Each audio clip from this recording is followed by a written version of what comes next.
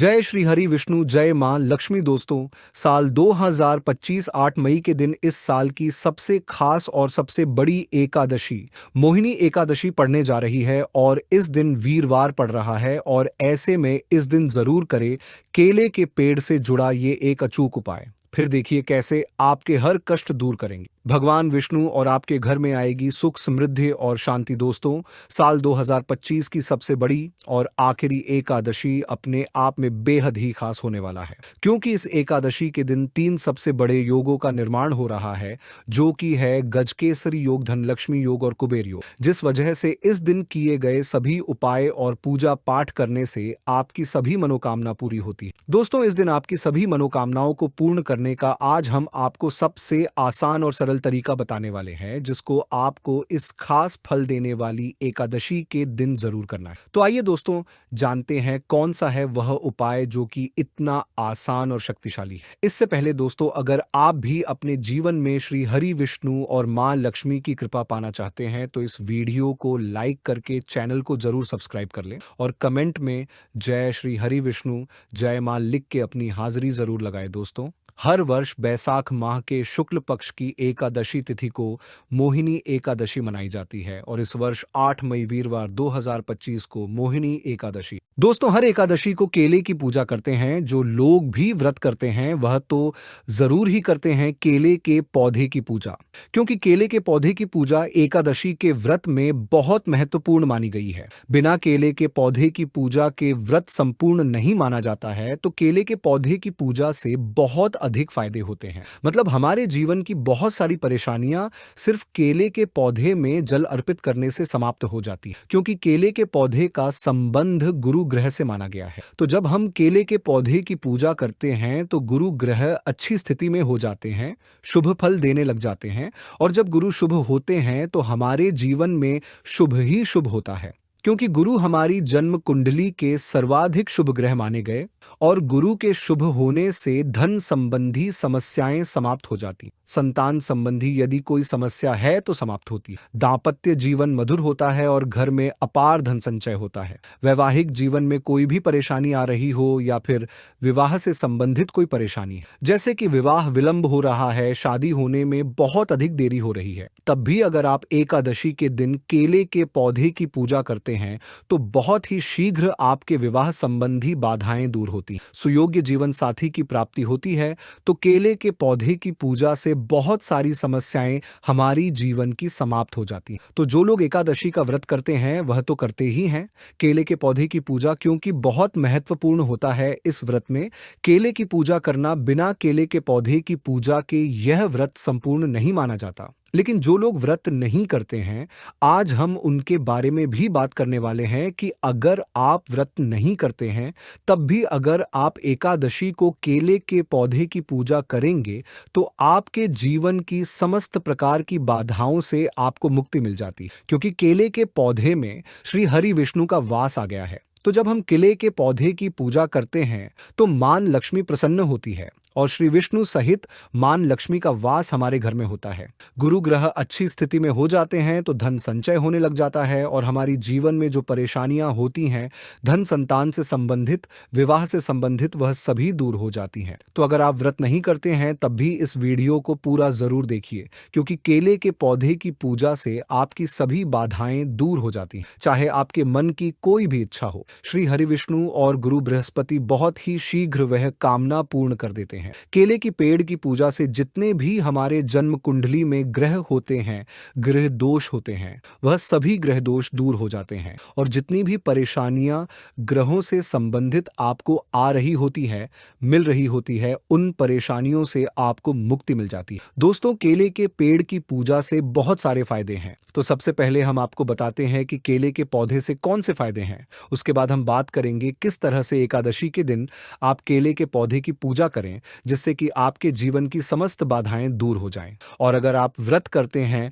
तब भी आपको इसी विधि से केले के पौधे की पूजा हर एकादशी को करना चाहिए, क्योंकि इससे अतिशीघ्र आपके मन की कामना पूर्ण हो जाती है और बहुत आसान विधि है।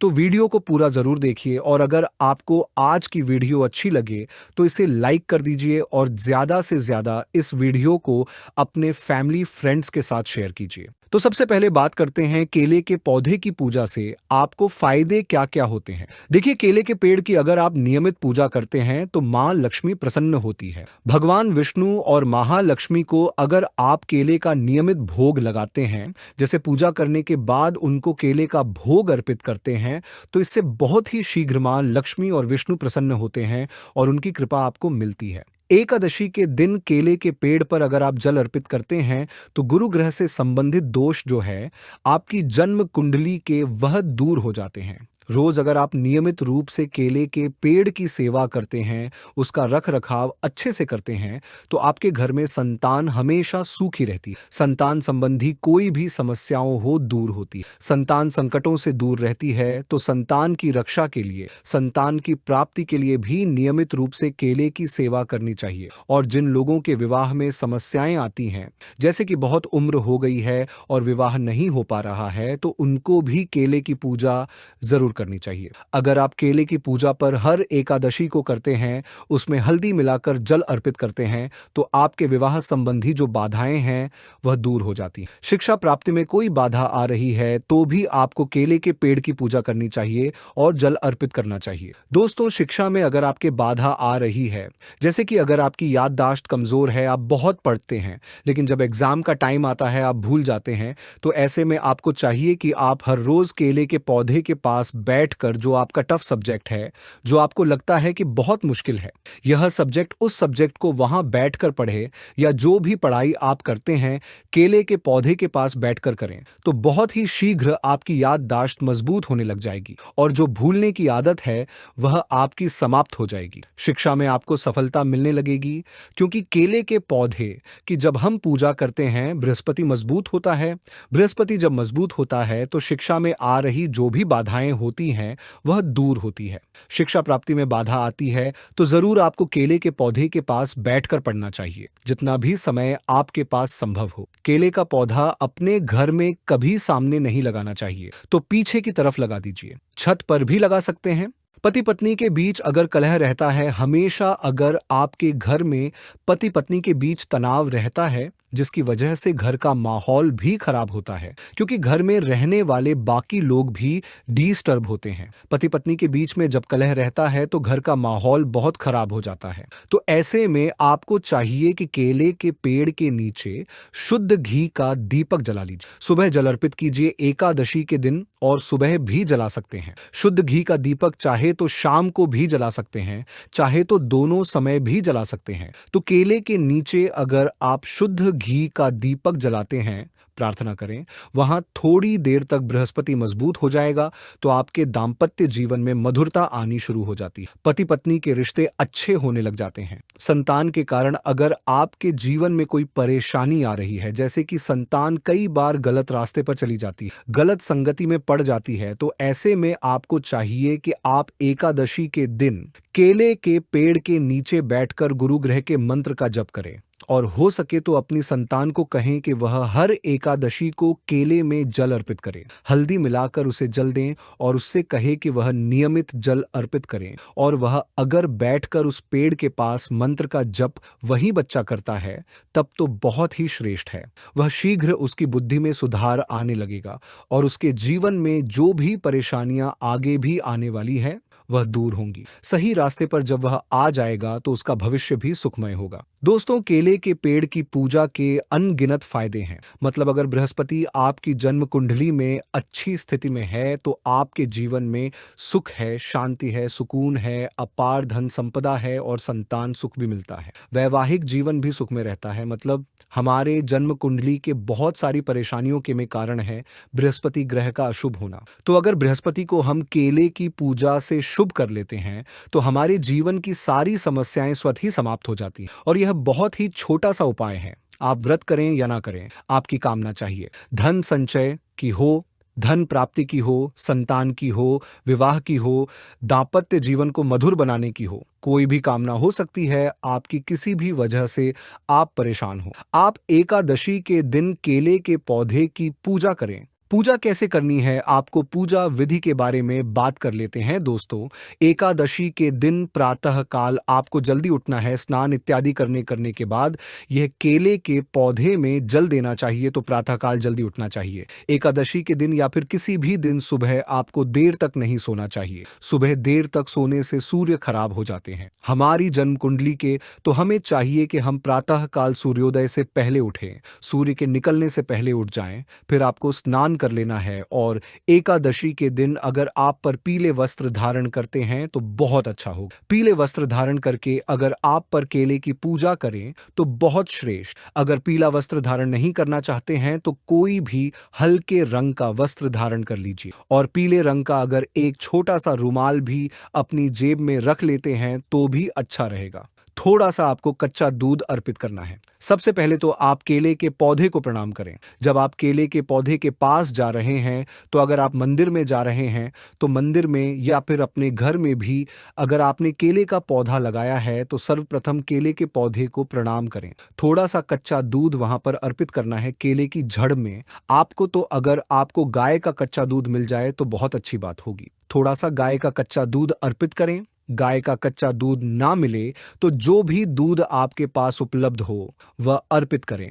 बस कच्चा दूध होना चाहिए, इस बात का ध्यान रखें। उसके बाद आपको जल अर्पित करना है। जल में थोड़ी सी हल्दी मिलाकर ही आपको जल अर्पित करना चाहिए। थोड़ा सा गुड़ और चने की दाल केले की जड़ में अर्पित करें। मुनक्का अगर आपके पास हो तो थोड़ा सा मुनक्का भी चढ़ा सकते हैं, नहीं है तो कोई बात नहीं, गुड़ चढ़ा दीजिए। बहुत जरूरी होता है गुड़ चढ़ाना और चने की दाल जरूर चढ़ाना चाहिए। इससे जीवन में शुभता आती और जिस भी काम के लिए हम प्रार्थना कर रहे हैं वह हमारा काम बहुत ही शीघ्र बनने लग जाता है। जब आप जल और गुड़ अर्पित कर देते हैं, चने की दाल अर्पित कर रहे हैं, उसके बाद आपको चाहिए कि आप एक छोटा सा पीला कपड़ा या फिर पीला धागा उस पौधे पर अर्पित करें, पौधे पर चढ़ा दीजिए। पीला धागा हो तो बहुत अच्छी बात है, पीला कपड़ा हो वह तो और भी अच्छी बात है। मतलब जो भी उपलब्ध हो वस्त्र अर्पित किया जाता है। केले के पौधे को तो आप अर्पित करें।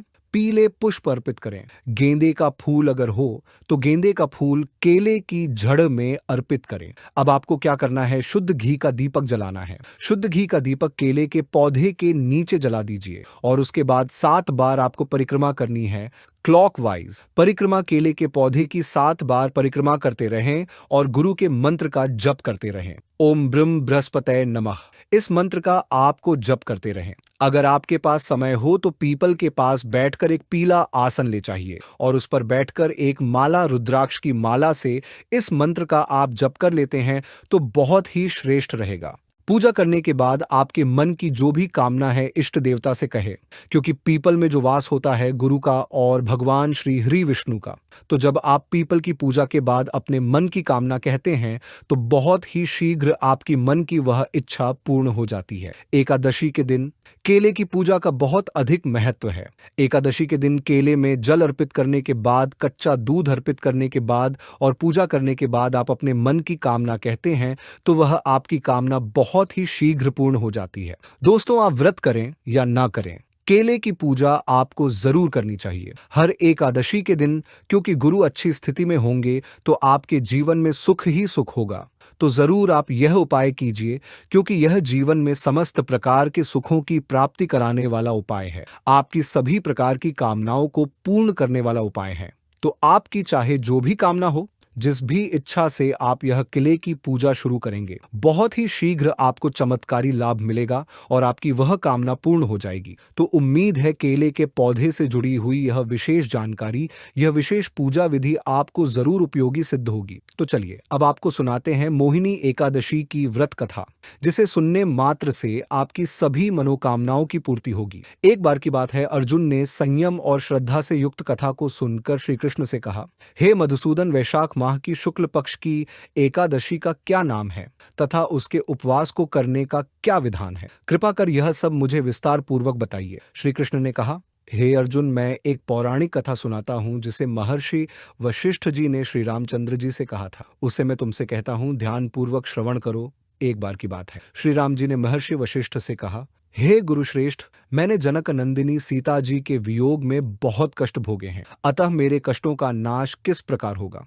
आप मुझे कोई ऐसा व्रत बताने की कृपा करें जिससे मेरे सभी पाप और कष्ट नष्ट हो जाएं। महर्षि वशिष्ठ ने कहा, हे श्री राम, आपने बहुत उत्तम प्रश्न किया है। आपकी बुद्धि अत्यंत कुशाग्र और पवित्र है। आपके नाम के स्मरण मात्र से ही मनुष्य पवित्र हो जाता है। आपने लोकहित में यह बड़ा ही उत्तम प्रश्न किया है। मैं आपको एक एकादशी व्रत का माहात्म्य सुनाता हूँ। वैशाख माह के शुक्ल पक्ष की एकादशी का नाम मोहिनी एकादशी है। इस एकादशी का उपवास करने से मनुष्य के सभी पाप तथा क्लेश नष्ट हो जाते हैं। इस उपवास के प्रभाव से मनुष्य मोह के जाल से मुक्त हो जाता है। अतः हे राम, दुखी मनुष्य को इस एकादशी का उपवास अवश्य ही करना चाहिए। इस व्रत के करने से मनुष्य के सभी पाप नष्ट हो जाते हैं। अब आप इसकी कथा को श्रद्धा पूर्वक सुनिए। प्राचीन समय में सरस्वती नदी के किनारे भद्रावती नाम की एक नगरी बसी हुई थी। उस नगरी में द्युतिमान नामक राजा राज्य करता था। उसी नगरी में एक वैश्य रहता था जो धन धान्य से पूर्ण था।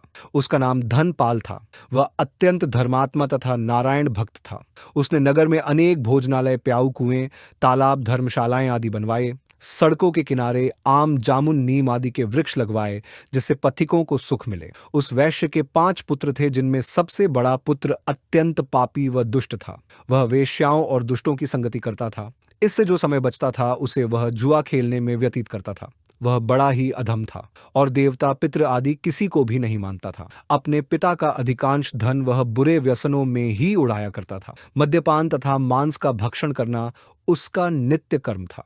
जब काफी समझाने बुझाने पर भी वह सीधे रास्ते पर नहीं आया तो दुखी होकर उसके पिता, भाइयों तथा कुटुंबियों ने उसे घर से निकाल दिया और उसकी निंदा करने लगे। घर से निकलने के बाद वह अपने आभूषणों तथा वस्त्रों को बेच बेच कर अपना गुजारा करने लगा। धन नष्ट हो जाने पर वेश्याओं तथा उसके दुष्ट साथियों ने भी उसका साथ छोड़ दिया। जब वह भूख प्यास से व्यथित हो गया तो उसने चोरी करने का विचार किया और रात्रि में चोरी करके अपना पेट पालने लगा। लेकिन एक दिन वह पकड़ा गया, किंतु सिपाहियों ने वैश्य का पुत्र जानकर छोड़ दिया। जब वह दूसरी बार पुनः पकड़ा गया तब सिपाहियों ने भी उसका कोई लिहाज नहीं किया और राजा के सामने प्रस्तुत करके उसे सारी बात बताई। तब राजा ने उसे कारागार में ढलवा दिया। कारागार में राजा के आदेश से उसे बहुत कष्ट दिए गए और अंत में उसे नगर छोड़ने के लिए कहा गया। दुखी होकर उसे नगर छोड़ना पड़ा। अब वह जंगल में पशु पक्षियों को मारकर पेट भरने लगा। फिर बहेलिया बन गया और धनुष बाण से जंगल के निरीह जीवों को मार मार कर खाने और बेचने लगा। एक बार वह भूख और प्यास से व्याकुल होकर भोजन की खोज में निकला और कौटिन्य मुनि के आश्रम में जा पहुंचा। इन दिनों वैशाख का महीना था।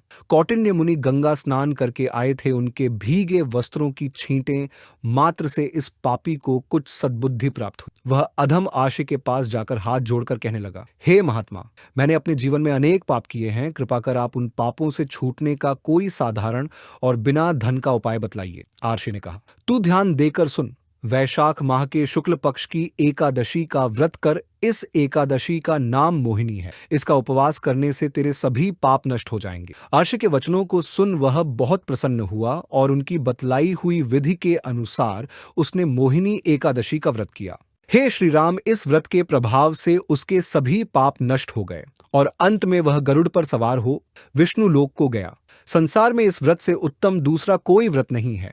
इसके महात्म्य के श्रवण व पठन से जो पुण्य प्राप्त होता है वह पुण्य 1 सहस्र गौदान के पुण्य के बराबर है। तो मित्रों, वीडियो आपको अच्छी लगी हो तो इसे लाइक कर दीजिए और ज्यादा से ज्यादा इस वीडियो को अपने फैमिली फ्रेंड्स के साथ शेयर कीजिए। चैनल पर पहली बार आए हैं तो चैनल को सब्सक्राइब भी कर लीजिए और बेल बटन को भी प्रेस कर लीजिए। इससे यह होगा कि इस तरह की सभी वीडियोस की नोटिफिकेशन आपको सबसे पहले मिलेगी। मिलते हैं आपसे अगली वीडियो में, तब तक के लिए नमस्कार।